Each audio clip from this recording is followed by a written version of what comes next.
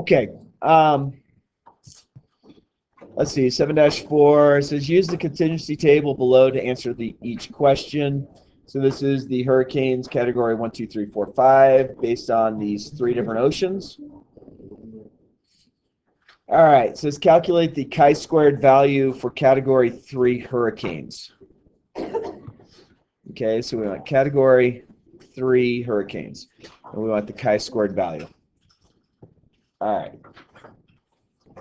So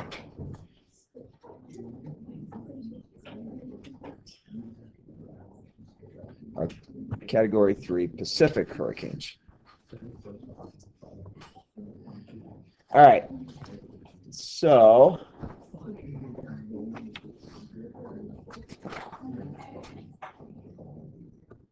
if we want to get the chi-squared value, it's going to be the observed minus the expected quantity squared over the expected.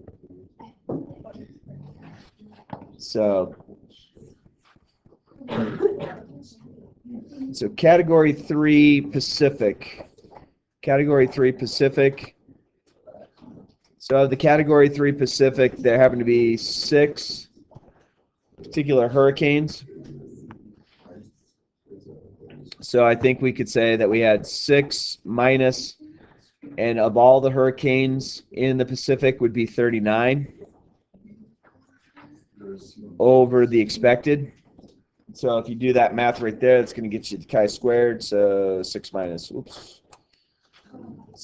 39, quantity squared, divided by 39. So this would give us a chi-squared of 27.9. Not too bad. All right. Problem number 2 says calculate the observed and expected chi-square for category 5. So chi-squared for category 5 in the Atlantic. So again, observed category 5 Atlantic are 2 minus all the category. Oh wait.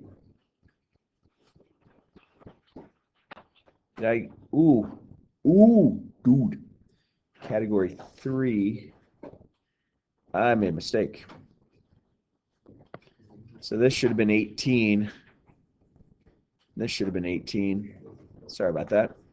So I have 6 minus 18 squared divided by 18. My chi-squared should have been 8 here. I'm sorry. And then let's see. I have category 5 Atlantic. So category 5 Atlantic, there's 2 out of the 7 hurricanes, quantity squared over the 7. So that's going to give me 25 over 7, whatever 25 over 7 might be. It would be 3.57. And then number 3, calculate the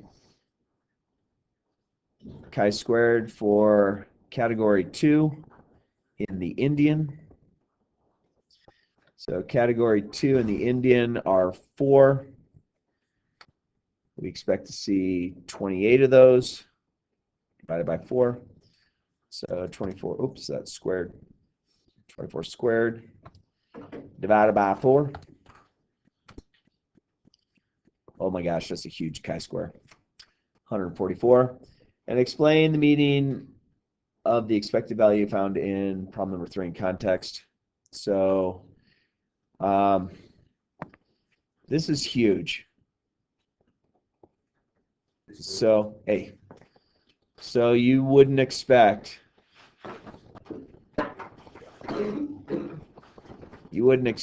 category 2 in the Indian Ocean.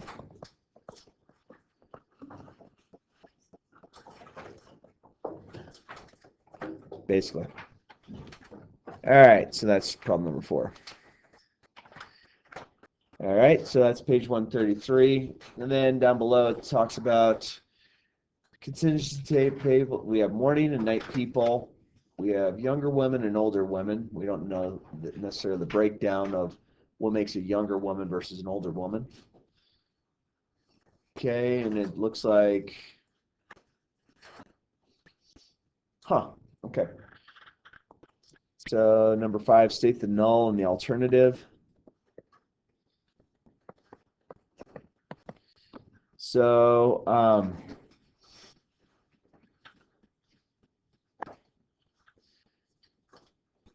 age of women, no difference in day or night.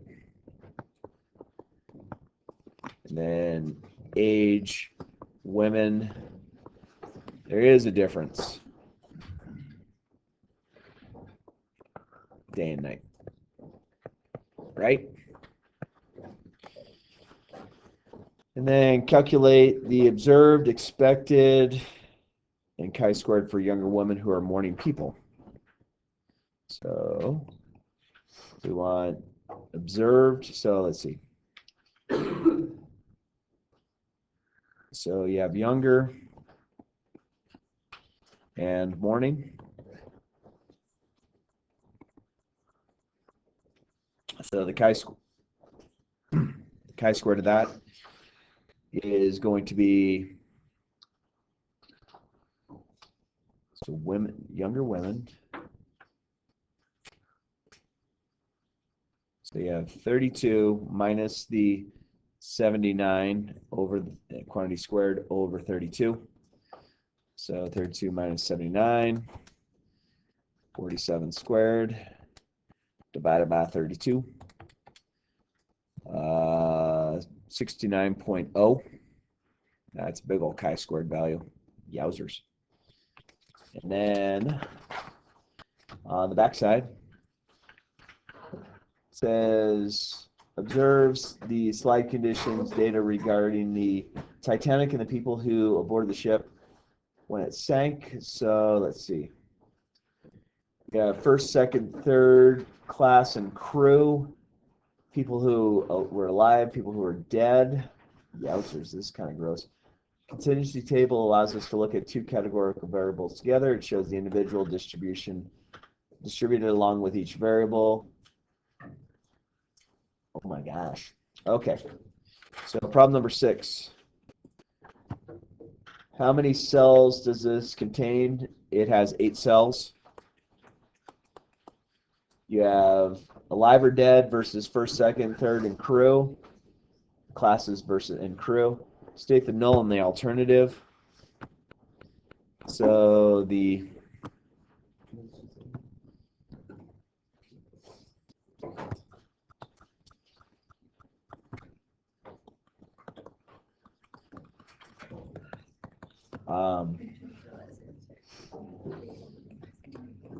class, first, second, third, and crew have no difference. And then you'd say class 1, 2, 3 or crew have difference.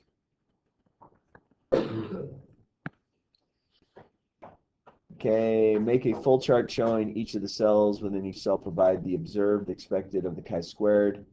This will take a lot of space. You ain't kidding.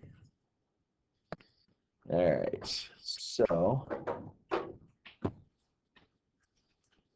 you know what? I'm gonna skip number 8. We're just gonna move on to the lesson. That's too much work for us right now. All right, so I'm now gonna be on page 55. And if you're here, you're getting the points for the work. If you weren't here, guess what? You better watch some video. So let's make sure our books are open to page 55, please.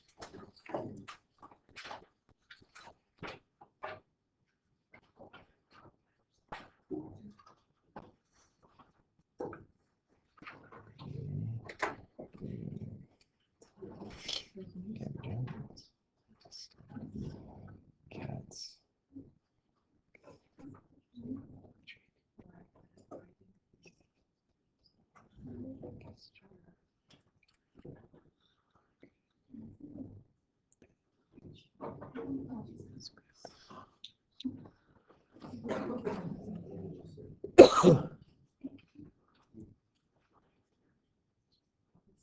Rad's made it. Holy cow. Nice to see you.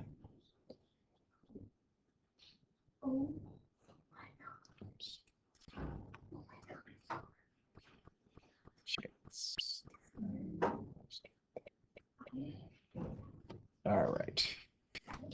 All right, page 55. This is the chi-square for test for independence. There's going to be a value that's in these notes, and I'm not sure where exactly this value came up with. So I'm just going to say like it'd be a given.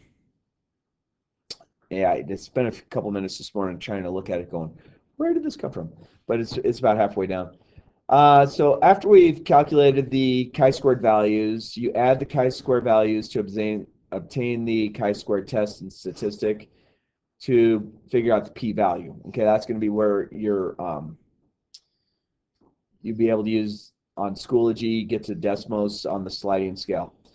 All right, so we're back to our hurricanes. So Atlantic, Pacific, Indian, category 1, 2, 3, 4, 5, 110 total hurricanes. So our degrees of freedom in this case is going to be the number of rows minus 1 and the number of columns minus 1. And so our number of rows are 3, so we get 3 minus 1, which is 2. The number of columns is 5, so it'll be 5 minus 1, which is 4. If you multiply those together, you're going to get 8. So that's my degrees of freedom for this particular problem. Okay, in the above display, there are 15 chi-squared values of each cells. These 15 values add up to 4.662. So this 4.662, I think they've done all of the math. What they did is they did the observed minus the expected quantity squared over to the expected of each row and column, and they summed it all up, and they came up with 4.662. Okay? So if we wanted to figure out what the p-value was at this case, basically what we're going to do is I have to get Schoology, and I will put this outside of the folder so we can find it easier come test day.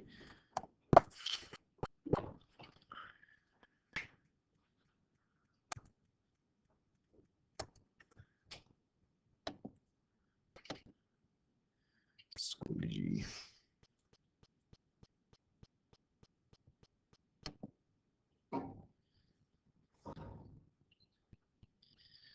And I think I have it under week 15's folder, but I'll move it out of the folder for the test so you can just find it on the.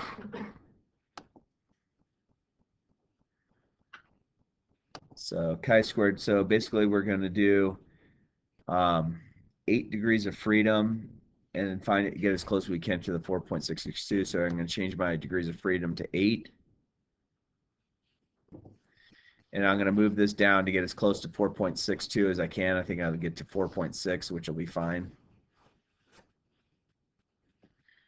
All right, so at this point, I come up with a p-value of roughly, and the reason why they're a little bit different in the book is they went out a third decimal place, or to three decimal places. I only went out to 1. So we come up with 0.799. They came up with 0.793, which, I mean, we got to utilize the technology we have. So this basically says that our p-value is 0.79. This is a very high p-value, which tells us the distribution could easily occur by random chance. The p-value is greater than the reasonable value of alpha. Usually the alpha could be like 0.10 or 0.05 or something like that. So we are going to fail to reject the null. There's not strong evidence in the data that the ocean and the hurricane intensity are dependent of each other. Informally, this tells us we can't use one variable to predict another. An Indian Ocean is as likely to be Category 5 as any other hurricane, for example. The assumptions in this goodness of fit test sampling must be random, can be expressed, and must be greater than 5. In this scenario, the random sampling assumption is hard to check. Are these hurricanes truly random sample of all possible hurricanes? One thing is clear. However, many expected values are less than 5. This chi-squared test we shouldn't put too much faith in. All right, so that's all of the notes for today. Yay. All right. All right, so I want to go back a smidge to make sure that we can do these chi-squared values. Let me just make sure where it was at.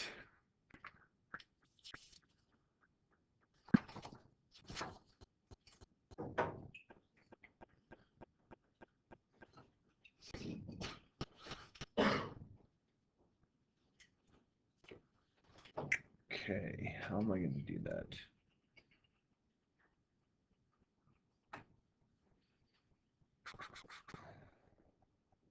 That's that. All right, I want to try one thing. Let's see if I can do this on decimals.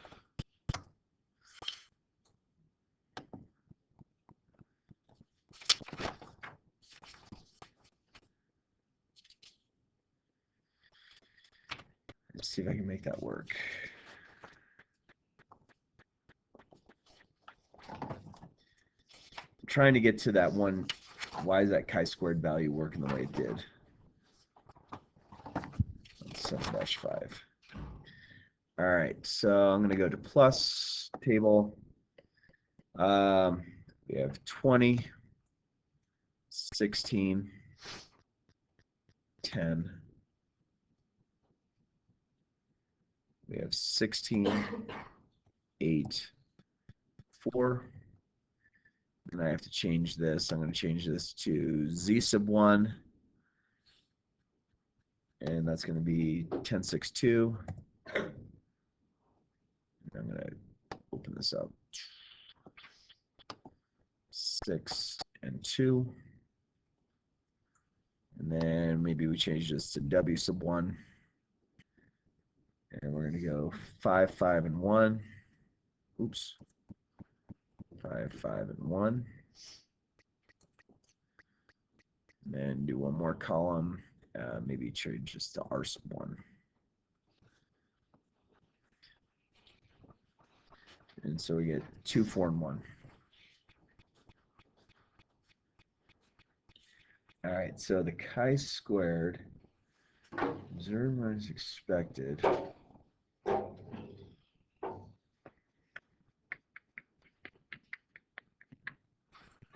Is that going to work?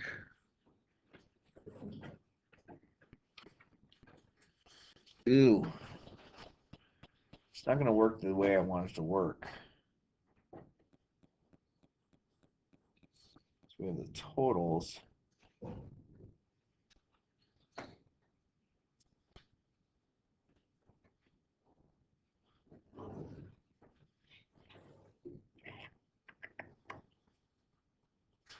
I'm just trying to figure out a simpler way to find the chi-squared, but it should be given. Okay. All right, so I think you can work on page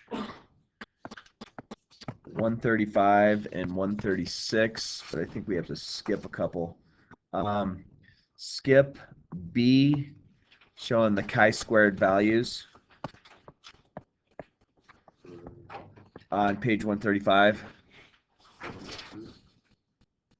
Yeah, on number 2, 2B. Yeah, thanks for that. And then for letter C, let's do the chi-squared.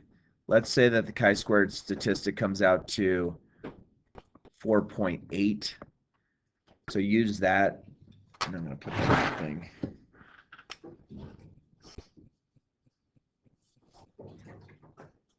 And I'm just making up a value. So that way you can do it on the slider, no problem. And then you can find the p-value. And then on problem number 3,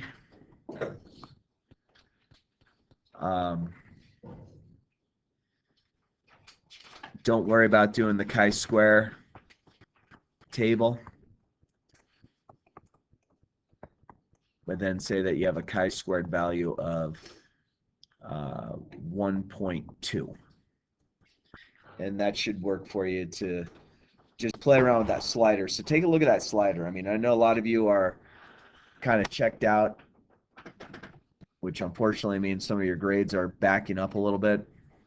Let's kind of finish strong, guys. I'm not saturating you with a lot of stuff. A lot of you can